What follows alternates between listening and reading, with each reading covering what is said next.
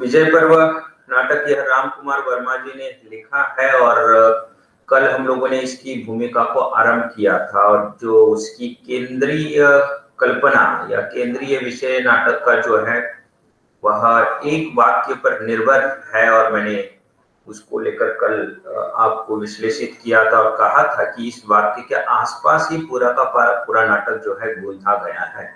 और वाक्य यह है कि ये विजय अशोक की कलिंग पर नहीं है, ये विजय अहिंसा की हिंसा पर है और क्रूरता पर शांति की और दया की विजय है। ये वाक्य यहाँ पर है, तो आप ध्यान में रखेंगे अहिंसा, शांति और दया, ये हर एक व्यक्ति जो है अपनी जिंदगी के भीतर ढूंढना चाहता है और अशोक ने भी बड़े संघर्ष के साथ राज्य हासिल किया। हालांकि इसका शुरुआती अधिकार परंपरा के तौर पर तो था नहीं।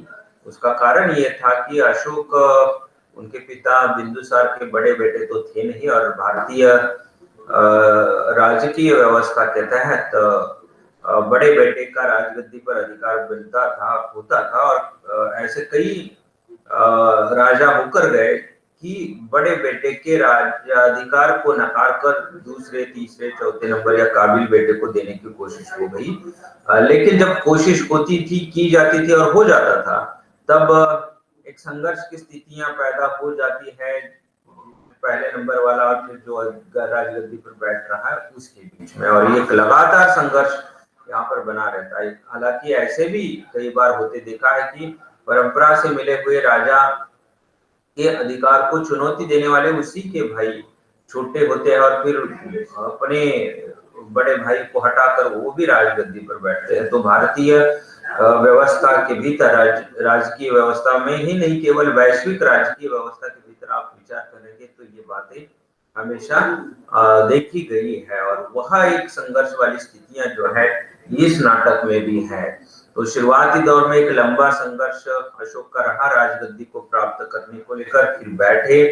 अब जब बैठे हैं तो उसके बाद अपने अनुकूल व्यवस्था को बना लेना, अपने अनुकूल लोगों को राजगद्दी पर बैठने के बाद विशिष्ट अधिकारों तक लेकर आना या फिर इनको नियुक्त करना, ये बातें जो है इन्होंने शुरुआती दौर में की और फिर इसके बाद अपने देश और राज्य के विकास और सुख और शांति को बनाए रखने की बातें जो है यहाँ पर अशोक ने की और बड़ी सफलता के साथ इसको किया और पाटलिपुत्र साम्राज्य का विकास और विस्तार ये इनका उद्देश्य रहा। और इन्होंने एक सपना देखा था कि भारत का, ये सबसे पहला राजा हिंदुस्तान के भीतर का था कि इसने संपूर्ण भारत की कल्पना की थी और इसको अंजाम तक लेकर जाने के लिए पास पड़ोस के राज्य जो है इनके पास शांति प्रस्ताव भेजकर अपने राज्य के भीतर शामिल भी किया, लेकिन जिन्होंने नकारा उनको उन्होंने चुनौती नहीं दे दी, उनके अस्तित्व को भी बनाए रखा, समझाने की कोशिश की और उनके साथ अपने संबंध सौहार्दपूर्ण भी बनाए रखे। हालांकि दो अलग अलग राज्य बने रहे लेकिन इतने एक दूसरे के साथ दोस्ती का नाता निभाते रहे कि वो अलग राज्य नहीं लग रहे थे। तो व्यापारिक, आर्थिक, सामाजिक दृष्टिकोणों से आदान प्रदान उनका बना रहा था। लेकिन कलिंग ये है एक राज्य, इनके साथ इनके हमेशा उसी तरीके की कोशिश रही, लेकिन इनको इसमें असफलता मिल गई और उस राज्य से होकर पाटलिपुत्र या अशोक के राज्य के भीतर व्यापार की जो स्थितियां बनी थी इस पर कई बार कलिंग के राजा ने रोक लगाने की कोशिश की थी या फिर आप कहें कि इस पर कर लगाने की बातें हो गई थी और हमेशा इस बात को लेकर संघर्ष हो रहा था। पूरब के राज्य और दक्षिण के राज्यों के भीतर ये व्यापारिक संबंध जो होता था उसको लेकर एक संघर्ष बना रहा और बार बार चेतावनी देने के बावजूद भी कलिंग का राजा अपने आप को स्वायत्त तो मान ही रहा था लेकिन अशोक के साथ संघर्ष को बढ़ावा दे रहा था। तो ये जो बीमारी है इसको हमेशा के लिए मिटाना चाहिए, ये बात अशोक ने सोची थी और बहुत गुस्सा हो गए थे कलिंग के राजा पर। तो फिर जब ये गुस्से का उद्रेक हो जाता है तब एक युद्ध छिड़ता है। अशोक को लगता है जब युद्ध ही पर्याय, इसके अलावा दूसरा कुछ नहीं है, इनको सबक सिखाना है और इस राज्य को खत्म करना है तो करना पड़ेगा सबक सिखाकर। तो इसीलिए वो एक आक्रमण इनकी तरफ से कलिंग के राजा पर हो जाता है और जो युद्ध होता है वो एक भयानक और दर्दनाक वाली स्थितियों के भीतर जाता है। तो ये मनुष्य हानि और मानवीयता के हनन की हद तक अशोक जाते हैं, क्योंकि गुस्सा जो है कलिंग के राजा पर उतना ताकतवर था। और यहाँ से होकर फिर इनके जीवन में एक परिवर्तन आ जाता है। मैं आपको इसी जगह पर बता देता हूँ, मूल फिल्म और इस नाटक में नहीं परंतु दूसरी जगहों पर ये संदर्भ भी आ जाते हैं कि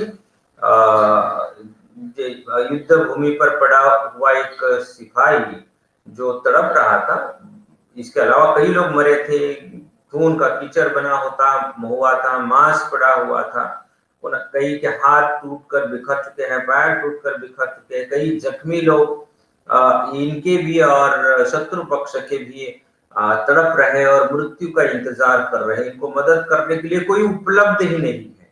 अशोक के लोगों ने अशोक के अपने सैनिकों को उठाकर लेकर गए, परंतु शत्रु सैनिकों को उठाकर लेकर जाने के लिए भी लोग नहीं बचे हुए थे। और कहा यह जाता है कि इस राज्य के भीतर के सभी युवा, सभी सैनिक और सभी जवान लोग इस युद्ध में उतर चुके थे और ये सारे के सारे मरे थे। और कई घरों के भीतर एक तो स्त्रियां, नहीं तो बच्चे, नहीं तो बूढ़े लोग जिंदा थे। तो इनकी औकात के बाहर था कि इन लोगों को दवा दारू की जाए, तो ये तड़प रहे थे। तो ऐसे ही एक तड़पते हुए सैनिक को जब दूसरे दिन युद्ध खत्म हो गया, मतलब युद्ध खत्म होने के दूसरे दिन जो है ये युद्ध मैदान पर गए और हालात को देखना चाहते थे, तो एक मर रहे सैनिक को, तड़पते हुए सैनिक को इन्होंने पानी देने की कोशिश की और ये शत्रु सैनिक था, आप ये ध्यान में रखें। और फिर जैसे ही इस व्यक्ति का हाथ कटोरे की तरफ जाता है, वो देखता है कि देने वाला कौन है, ये कम से कम देखो। तो जब वह देखता है ये अशोक है, तो इसको गुस्सा आ जाता है इस सैनिक को और फिर वो कह देता है कि मैं तड़प कर मरना पसंद करूंगा, परंतु तुम्हारे हाथ से पानी नहीं पीऊंगा। तुमने ये इस तरीके से अमानवीय युद्ध खेला और इस तरीके से मानवीयता का हनन करते हुए खून की नदियां बहाई है, तो ये नकार देता है। तो ये घटना अशोक को झकझोर देती है। अब देखिए ये ऐतिहासिक संदर्भ है, लेकिन आप अगर अशोका द ग्रेट फिल्म देखेंगे तो इसमें जो अंत दिखाया गया है, हालांकि ये थोड़ा सा आप कहे कि कल्पना के भीतर का है। अशोक का कलिंग की बेटी से जो है, कलिंग के राजा की बेटी से प्यार उसमें दिखाया गया है। उसका एक भाई जो है ये युद्ध के भीतर उतर जाता है। कलिंग के राजा को षड्यंत्र से उसी के राज्य के भीतर के लोग मार देते हैं और फिर उस बच्चे के पीछे लोग पड़ते हैं और बेटी के पीछे भी, और ये यहाँ से भागकर पाटलिपुत्र राज्य के भीतर पहुंच जाते हैं और वही एक आम नागरिक की तरह वहां से पलते बढ़ते हैं। और फिर दोबारा वापस जब लौटते हैं तो अशोक को ये पता नहीं था कि ये कलिंग के राजा की बेटी है और बेटा है, और इससे प्यार हो जाता है। ये कहानी उस फिल्म के भीतर चलती है, लेकिन अंत जो है उसमें ये दिखा दिया है कि युद्ध पाटलिपुत्र और कलिंग के बीच में हो रहा है। तो आप मानकर चले कि सीधे अशोक और अशोक की प्रेयसी और प्रेयसी के भाई के बीच में चल रहा है।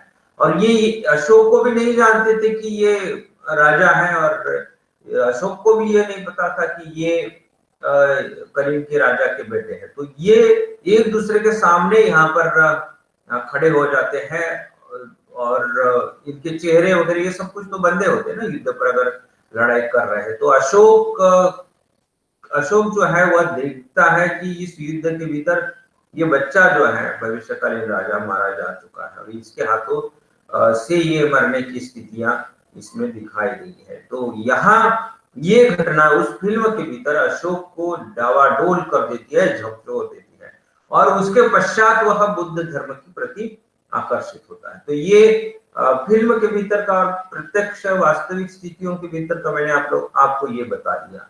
तो ये जो स्थितियां हैं आप देखें कि न केवल यहाँ होती है। हम लोग अपनी जिंदगी के भीतर भी कुछ चीजें गैर जरूरी तरीके से कर रहे हैं और बहुत ज्यादा मात्रा में कर रहे हैं, तो हमें ही अपनी इन कृतियों पर घिन आ जाती है। जैसे मैं आपको बता दूं कि हम लोग अगर कोई खाना पसंद है तो उसको सुबह दोपहर शाम अगर खा रहे हैं और लगातार महीने डेढ़ महीने से खा रहे हैं, तो उस खाने के प्रति हमारे मन में घृणा और घिन्न पैदा होती है। बार बार हमें नहीं लगता कि ये खाएं। हो सकता है सप्ताह डेढ़ सप्ताह में एक आध बार हम लोग खाए, वो बात अलग होती है। तो उसी तरीके से ये अशोक के साथ भी हो जाता है कि ये एक ऐसी स्थितियों में पहुंच चुका था जिसके मुंह को आप कहे कि खून लगा हुआ था। पास पड़ोस के राजाओं पर आक्रमण करना, कब्जा करना, अपने प्रदेश में करना, आक्रमण करना, कब्जा करना और अपने प्रदेश में जूट लेना।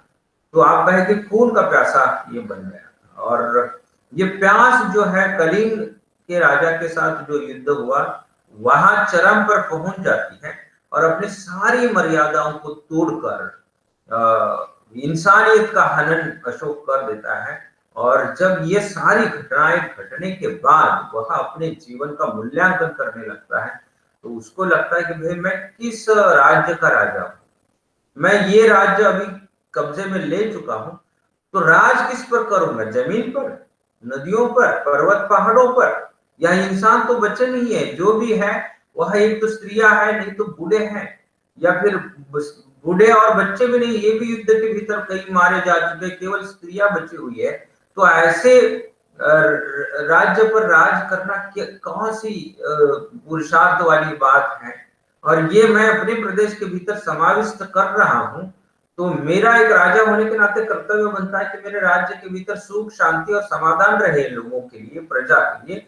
तो ये लोग अब मेरी प्रजा है, तो इन लोगों के दुखों का कारण तो मैं हूं, तो इन पापों से मुझे कैसे मुक्ति मिलेगी? तो ये सारे दृश्य देखकर अंदर बाहर से अशोक का मन जो है पूरी तरीके से तबाह हो जाता है। एक असंतोष और हड़कंप मच जाता है, अशांति पैदा हो जाती है अशोक के जीवन के लिए। तो उसको फिर राजगद्दी और अपने सत्ता और अधिकार के प्रति घृणा और घिन्न पैदा हो जाती है और फिर वह मन की शांति ढूंढने के लिए तड़पने लगता है। और फिर उसको अपनी जिंदगी की पुरानी बातें जो है याद आ जाती है। और अशोक का एक छोटा भाई जो बुद्ध का अनुयायी बन चुका था और बौद्ध धर्म ले चुका था और फिर राजमहल को त्याग कर एक सन्यासी की जिंदगी जी रहा था, तो इससे कई बार इनकी मुलाकात होती थी। और फिर अशोक को एक पर्याय मिल जाता है, उसको लगता है कि भाई अब मुझे जिंदगी को, अपने राजगद्दी को और अपनी सत्ता को त्याग देना चाहिए। जिंदगी को नहीं, लेकिन सत्ता और अधिकार को त्याग देना चाहिए और मूल जो रास्ता मैंने जीवन का अपना लिया है इसको भी छोड़ना चाहिए। फिर इसके बाद जो है अशोक अपने भाई को बुलाता है, उसके साथ परामर्श करता है, संवाद करता है, चर्चा करता है। और फिर अशोक को लगता है कि भाई चलो अब मैं जो है ये सारी स्थितियों को छोड़ दो और फिर इसके साथ जाओ। अपने मंत्रियों के साथ, अपने प्रशासकीय अधिकारियों के साथ भी ये चर्चा करता है, लेकिन ये इसको अपनी जिम्मेदारियों का एहसास दे देते हैं। हालांकि इसका मन ये तो बना चुका था कि अब मैं राजगद्दी को त्याग कर मैं यहाँ से निकल जाऊं, फिर दोबारा वापस इस राज्य में और राजगद्दी और राजमहल में लौटना नहीं, ये सोच ही लिया था। लेकिन जब अपने मंत्रीगणों से चर्चा कर लेता है तो कई काबिल और अशोक के प्रति प्रेम रखने वाले मंत्री और अशोक के मन को समझने वाले ही बता देते हैं कि ठीक है, आप अगर कह रहे हैं कि आपको बौद्ध दर्शन और बौद्ध धर्म अपनाना है और राजगद्दी को त्यागना है, तो कोई बात नहीं, आप राजगद्दी के लाभ जो है, आपको जो सुख समाधान और सुविधाएं मिलती है इसको त्यागे, परंतु सत्ता को त्यागे नहीं। इसीलिए कि हमने जो भी कुछ बना बनाया हुआ है ये पूरी तरीके से ढह जाएगा और आप घूमते फिरते रहिए और एक दूत के माध्यम से और पत्र और संवाद के माध्यम से हम लोग इस राज्य को चलाएंगे। आप केवल राजगद्दी से उतर जाएंगे, गद्दी से, भोग वाली स्थितियों से, लेकिन आप राजा बने रहे। आप इन सुख सुविधाओं को त्यागे, आप जंगल घूमे फिरे, बौद्ध धर्म दर्शन का ज्ञान प्राप्त करें, वहां आपको शांति मिले तो उस शांति को ढूंढने की कोशिश करें, जंगल में रहे, गुफाओं में रहे, कोई फर्क नहीं पड़ता, परंतु दूध के माध्यम से हमारा राज्य हम लोग आगे चला सकते हैं। और आप अपने राज्य के विकास की बातें जो सोच रहे हो, उन बातों को आगे भी बढ़ाया जा सकता है। हमारे राज्य के भीतर भी आप अपने मन के सुख और शांति की बात न सोचे, अगर ये सोच रहे हो तो अच्छा है, लेकिन यह स्वार्थ भरा होगा। आप एक राजा है और आपकी एक जिम्मेदारी बनती है कि अपनी प्रजा के सुख और समाधान और शांति की बात सोचे। अगर आप इसको नकार रहे हो तो इसका अर्थ है कि आपने संपूर्ण राज्य को तबाह करते हुए पलायन किया है। तो बेहतर यही है और हम सबके लिए एक लाभप्रद बात यही है कि आप भोग और सुख सुविधाओं को त्यागे, लेकिन राजगति पर बने रहें और हम लोग अपनी प्रजा के सुख समाधान शांति की बात भी करेंगे और विकास की भी बात करेंगे। तो यहाँ सुख सुविधाएं और भोग को त्यागने के बाद महल से अशोक बाहर निकलते हैं और फिर लगातार उसके बाद महल को छोड़ने के बाद 12 सालों तक अपने साम्राज्य को ये चलाते हैं। और इसके बाद वह वैश्विक स्तर पर अशोक का एक राज्य, एक आदर्श राज्य के तहत गिना जाता है और वो एक विकास और की चोटी पर जो है पहुंच जाता है, चरम पर पहुंच जाता है। नतीजन आज भी भारतीय इतिहास के भीतर सम्राट अशोक को जो है बहुत अहम स्थान है। चुनिंदा राजा जिनका नामोल्लेख किया जाता है उसमें नंबर 1 पर हम लोग अशोक का जिक्र कर सकते हैं। तो इतना ताकतवर सफल जीवन जो है इनका रहा है। तो कुल मिलाकर यही कहानी जो हमें इस नाटक के भीतर पढ़नी है। और अगले लेक्चर के भीतर मैंने केवल आपको स्क्रीन ओपन करके दिखा दिया।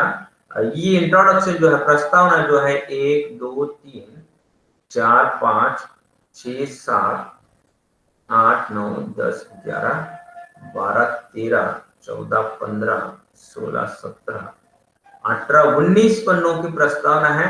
इसमें से अहम 19-20 पन्नों की प्रस्तावना, इसमें से महत्वपूर्ण जो बातें हैं इसको मैंने अंडरलाइन किया है, कुछ परिच्छेदों को ब्रैकेट में डाला हुआ है कोष्टक के भीतर, महत्वपूर्ण ये शब्द भी लिखा हुआ है। तो आपको जब समय मिलेगा तो कम से कम ये प्रस्तावना पढ़े, जितना समझ में आ जाता है उतना समझने की कोशिश करें। तो हम लोग अगले लेक्चर के भीतर इसी प्रस्तावना को लेकर और 2 लेक्चर हम लोग इंट्रोडक्शन को लेकर ले लेंगे।